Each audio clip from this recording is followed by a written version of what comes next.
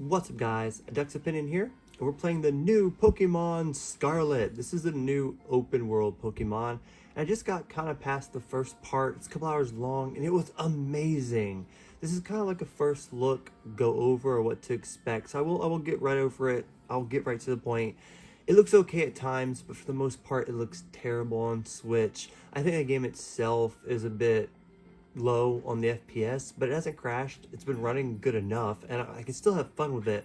But I cannot wait for the days when Nintendo finally makes the HD jump and finally gets all the stuff that we've all been having on PC for the last 10 years onto like a Switch HD or just some kind of next-gen console, because this is getting ridiculous. Like, from my memory, this feels like I'm playing Nintendo 64. But beyond that point, well, let's go over a few things. These are the Pokemon I have. I like him a lot. I got this like little fire guy. He's really sick. I got a Psyduck. First thing I saw was I got a Psyduck. This is the starter Pokemon I picked, but I got the Psyduck as my water guy. So I don't know if I'm really going to use him. The other one was like a cat, but he was a grass cat. I didn't like him as much. And I usually pick a fire, but the fire one they had in this game, he just looked weird. I didn't like him. And then I got this fire guy. So I got an electric, a water, a fire, and that's basically all I'm using right now.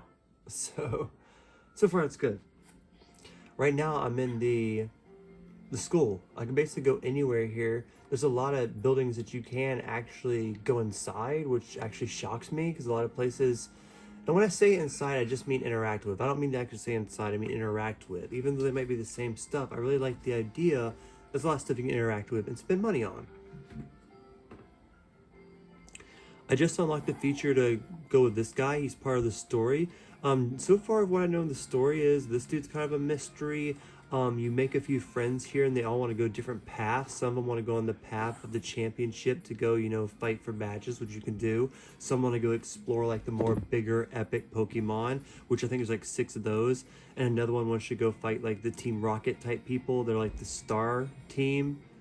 And then when you actually go look on the map, you can really see all the faces, all the gyms you can go to, all the places, and this is the whole map. This is the open world map. It reminds me of a lot of like the Zelda map. I mean, just look at this bad boy.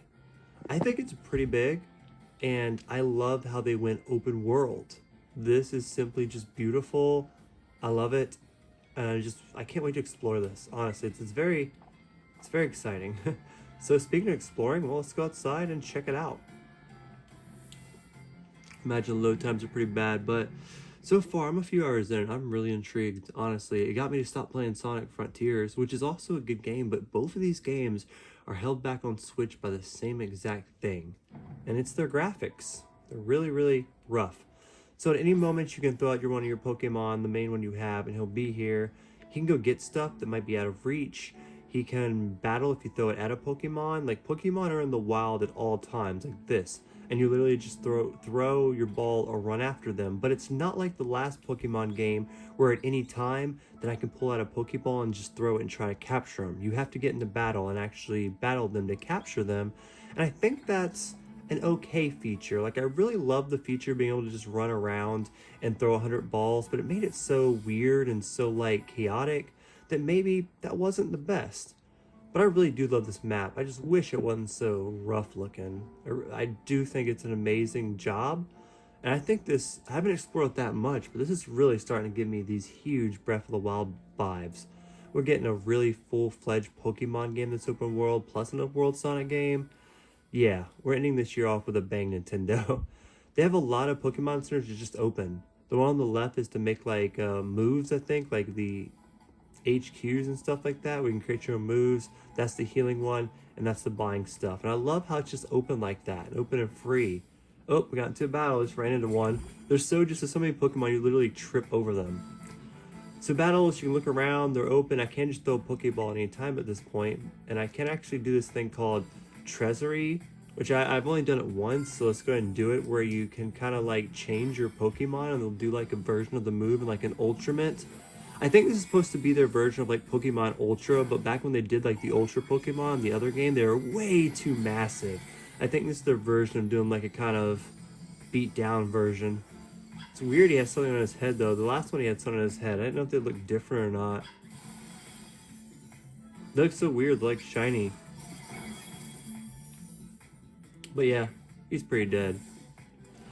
But yeah, that's the main big difference I notice in just the open world when it comes to capturing and fighting Pokemon, is that you just don't have your Pokemon out at all times. You can have him out, but he'll get sucked back in if you run too far away. Him being out is more for them to like capture stuff. Like if you see something on a rock, you can't jump, so you can throw your Pokemon up there and get it. But look at that.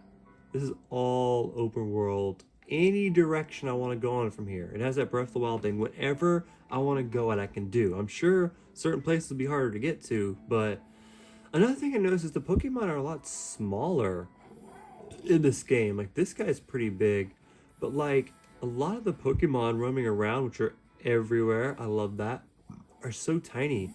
Like I said, you can throw them, get battles, you can kind of surprise them, but there's no way to really, that I see, it might come later in the game, I don't think it will though, that I can just throw a Pokeball without getting into a fight. I can do it from here. I don't really want that Pokemon. We'll go find a Pokemon that I don't have already. But it's just really hard to, like, you can't do it like the old game. And I really like the old game where you could just be like, hey, throw a Pokeball, throw 20 of them. But it had too much of, like, the mobile Pokemon vibe. I think this feels more like the main series vibe, to where you actually have to try to capture them. And I'm sure there's going to be shinies on here, so that's going to be interesting seeing how the shiny is going to go with this. Because I think it was a little bit easier catching shinies when you could just throw the Pokeball. I think this is going to make it a little bit more difficult.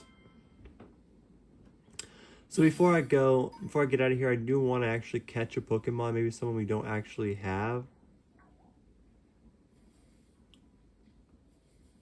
I play Adopt Me so much, I keep looking at it as if it's like Adopt Me. It's like, can I get 4 of them and make a neon? Is that a possibility? When it's not. How fast you go on this guy? Ooh, he's a lot faster. I like this guy a lot.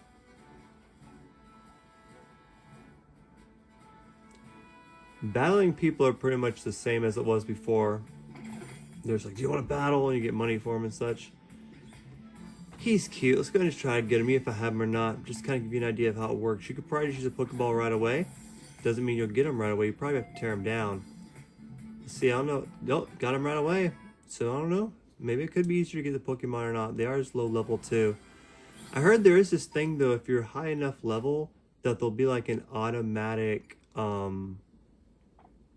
battle system thing where you don't even have to like tell them to do a trick or anything, a battle move.